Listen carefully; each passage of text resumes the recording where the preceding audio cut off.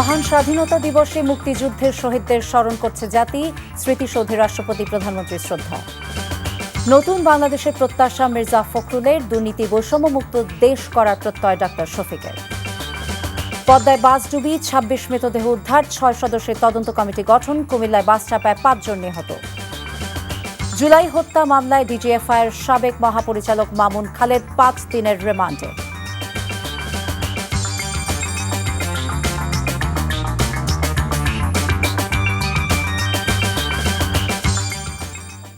আসসালামু আলাইকুম, ফারজানা নাহিদ জানাচ্ছেন টিভিতে রাতের খবর। ক্রাউন সিমেন্ট শিরোনাম দেখছিলেন, নিয়ে যাব পুরো খবরে।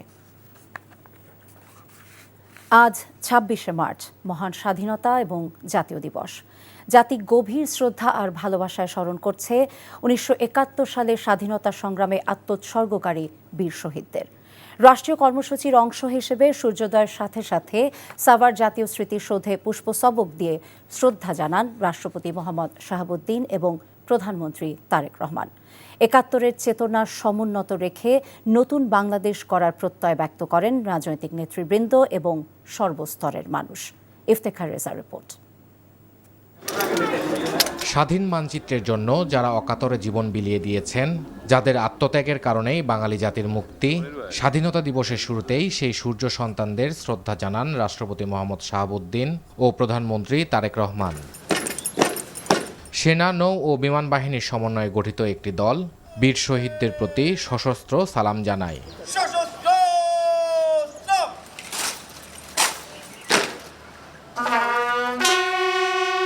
এরপর তারেক রহমান বিএনপির কেন্দ্রীয় নেতাদের সাথে নিয়ে দলের পক্ষ থেকে শহীদ বেদিতে পুষ্পস্তবক অর্পণ করেন।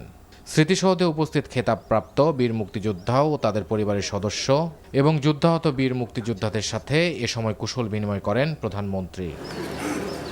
সংসদে স্পিকারের পক্ষ থেকে ডেপুটি স্পিকার, প্রধান বিচারপতি এবং প্রধান নির্বাচন কমিশনার ৭১-এর বীর শহীদদের প্রতি শ্রদ্ধার্ঘ্য অর্পণ করেন।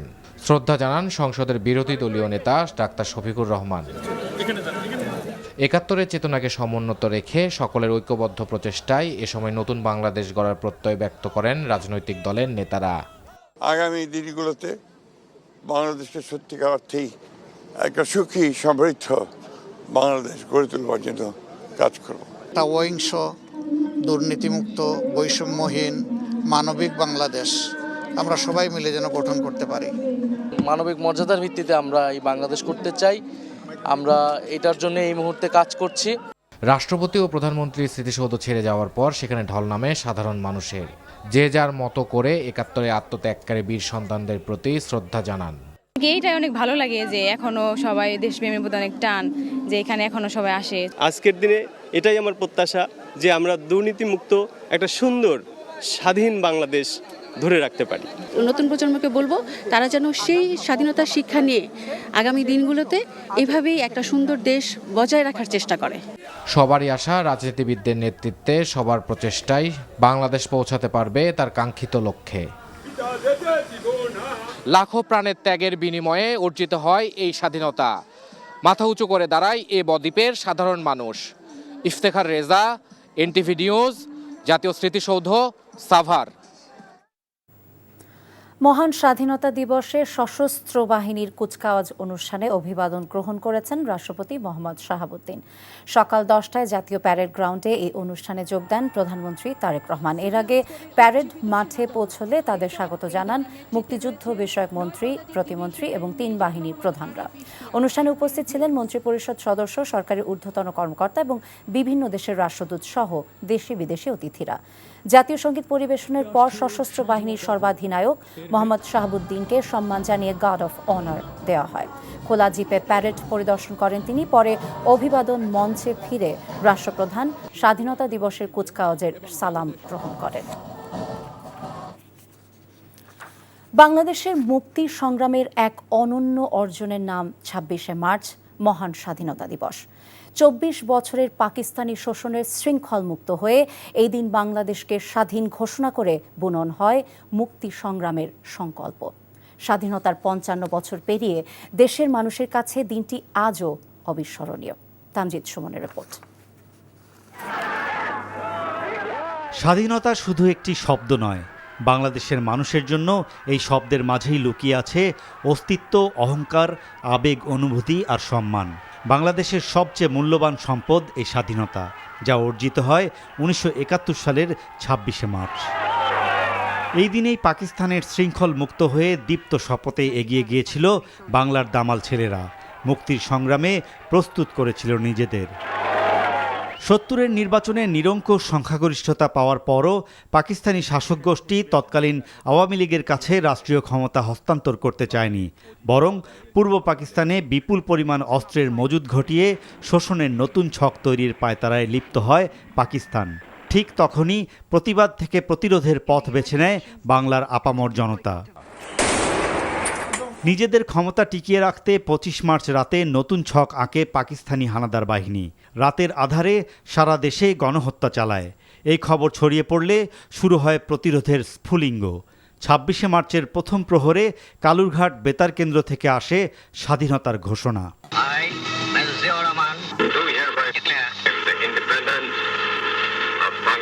এরপর টানা 9 মাস সশস্ত্র মুক্তি সংগ্রামের পর অর্জিত হয় কাঙ্ক্ষিত বিজয়।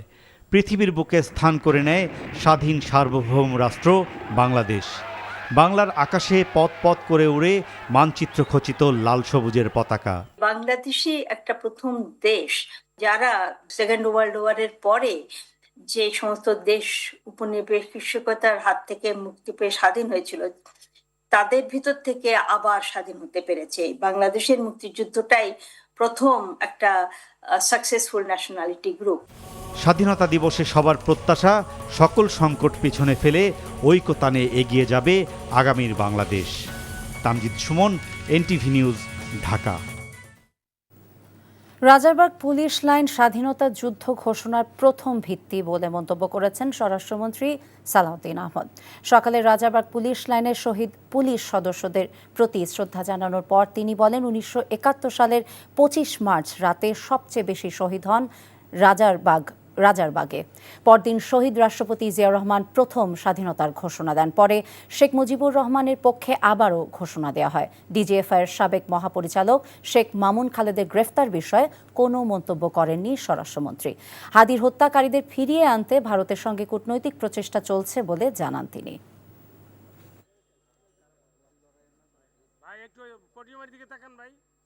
তিনি বাংলাদেশের স্বাধীনতার ঘোষণা দিলেন। পরবর্তীতে 27শে মার্চ আনুষ্ঠানিকভাবে কালুরঘাট বেতার কেন্দ্র থেকে তিনি প্রথম provisional head of the state হিসাবে বাংলাদেশের স্বাধীনতা ঘোষণা করে তারপরে তৎকালীন জাতীয় নেতা মরহুম শেখ মুজিবুর রহমানের পক্ষে আবার সংশোধিতভাবে বাংলাদেশের স্বাধীনতার ঘোষণা করেন। এটাই প্রকৃত ইতিহাস।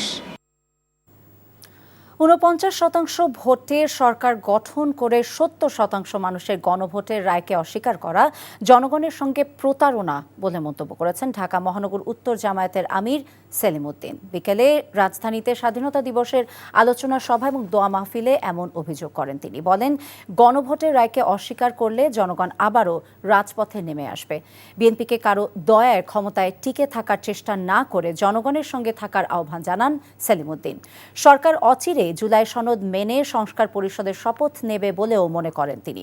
পৃথিবীর কোথাও স্বাধীনতার পক্ষে বিপক্ষে শক্তি নেই, জামায়াতের এই নেতা বলেন, এর মাধ্যমে 55 বছর ধরে জাতিগত বিভাজন তৈরি করা হয়েছে। দেশের স্বার্থে সবাইকে ঐক্যবদ্ধ থাকার আহ্বান জানান সেলিম উদ্দিন। 49% সাপোর্ট নিয়ে আসছেন, তাইলে এত ভয় কেন? আপনারা জুলাই সনদ বাস্তবায়ন করতে হবে, সংস্কার পরিষদের শপথ নিতে হবে, দেশের স্বাধীনতার সার্বভৌমত্বকে অটুট রাখার জন্য, মজবুত রাখার জন্য জনগণকে ঐক্যবদ্ধ রাখার দায়িত্ব আপনাদেরকে পালন করতে হবে। আর যদি এটা করতে না পারেন, তাইলে হাসিনা যে পথে গেছে আপনারা সেই পথে যাওয়ার প্রস্তুতি নিন। দৌলতদিয়া ফেরিঘাটে বাস ডুবির ঘটনায় মৃতের সংখ্যা বেড়ে দাঁড়িয়েছে 26 জনে। তাদের মধ্যে 11 জন নারী এবং 7 জন শিশু। ইতোমধ্যে পরিবারের কাছে 25 জনের মৃতদেহ হস্তান্তর করা হয়েছে। নিখোঁজদের উদ্ধারে ফায়ার সার্ভিস, নৌবাহিনী এবং কোস্টগার্ডের ডুবুরি দল কাজ করছে। নিখোঁজ থাকা ব্যক্তিদের সবশেষ জনকে উদ্ধার পর্যন্ত কাজ চলবে বলে জানিয়েছে ফায়ার সার্ভিস। এদিকে দুর্ঘটনার কারণ অনুসন্ধানে 6 সদস্যের তদন্ত কমিটি গঠন করেছে নৌ পরিবহন মন্ত্রণালয়। রাজবাড়ীর দৌলতদিয়া থেকে জানাচ্ছেন হাসান জাবেদ, ক্যামেরায় ছিলেন অজিত আইচ।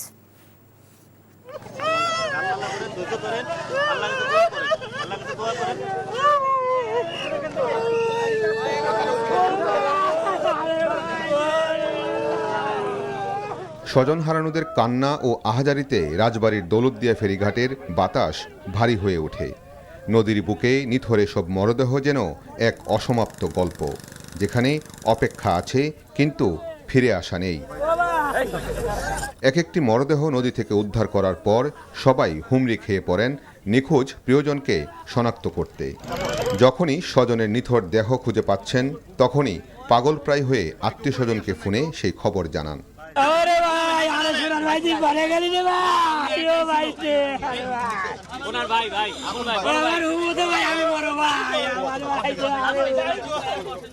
এদিকে বাস দুর্ঘটনার পর থেকে দৌলতদিয়া ফেরিঘাটে নদীর বুকে উদ্ধার তৎপরতা চালায় ফায়ার সার্ভিস, নৌবাহিনী ও কোস্টগার্ডের ডুবুরি দলের সদস্যরা।